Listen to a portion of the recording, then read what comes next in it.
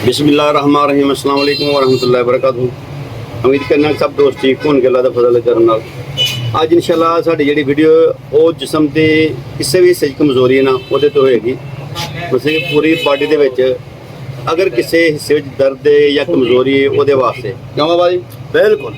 अज इंशाअल्लाह इस वीडियो नूं सब दोस्त अगे भी शेयर करनी है और मुकम्मल वीडियो तुसीं जाना वाच करा करो। बहुत शुक्रिया जी बाबा जी दसो। अल्लाह पाक रहमत आ फरमाए। असाबी तहरीक 02 के अंदर कमजोरी हथ पैर के अंदर खड़ल पैने सुन्न होने खून का बहाव शरियाना के अंदर स्लो गाढ़ा होना या खास करके पट्ठियां का खिचाओ अक्सर बीबियां दे ना ए सीने ते दर्द हुंदी सीने ते दर्द शुरू हो जाती है जगह ते या बंदे दिल के टेस्ट करवाने शुरू कर देंगे पिनियां दे अंदर बहुत ज्यादा दिक्कत महसूस होएगी कमर के अंदर खिचाव रहेगा पट पिनियां फुलणगियां सही है।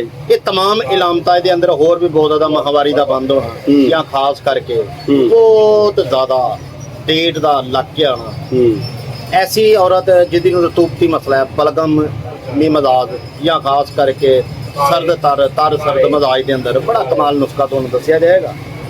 इनू तुसी साडे कहण ते 21 दिन इस्तेमाल करो हर किस्म दियां पट्ठियां दा खिचाओ दर्दां अल्लाह दी रहमत नाल खत्म हो जाएगी। नुस्खा की है बड़ा ही आसान है। लौंग दालचीनी जैफल अम्बा लै लवो अच्छी तरह कपड़े छान करो कुट पीस लवो मिसले गुबार ये अंदर मालक रहमत आ फरमाए। अगर तुसी लिया 50-50 ग्राम ते 1 तोला जाफरन पा लो अंबर और कस्तूरी एक रत्ती मालक रहमत आ फरमाए और कुश्ता शिंगरफ अपना बनया दर जामन वाला ये अंदर 1 ग्राम तमाम मिसले गुबार बना लो मनक्के की मदद नाल न खुद ही गोली एक गोली सुबह एक शाम एक दोपहर नीम दुध पत्ती के नाल अल्लाह की मेहरबानी नाल जिंदगी भर वास्ते मसला खत्म हो जाएगा।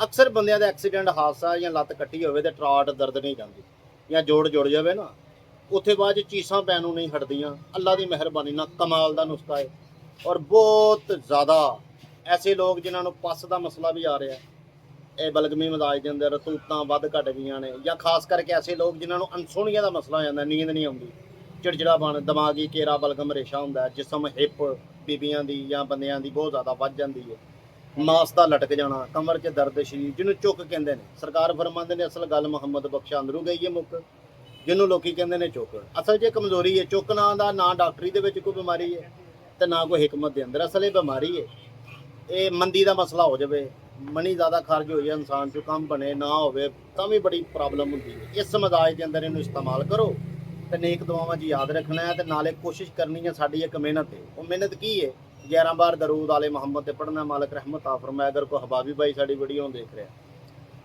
तो अल्हम्दुलिल्लाह जो च हिम्मत है जो अल्हम्दुलिल्लाह वो अच्छा समझदा मस्जिद पा दे। अगर कोई मोमन है तो 1.25 किलो चावल का खत्म दवा दे। मिलते हैं इस तरह वीडियो लैके को अगली अल्हम्दुलिल्लाह उन्नी देर तक मुहब्बतां दी याद अल्लाह ने के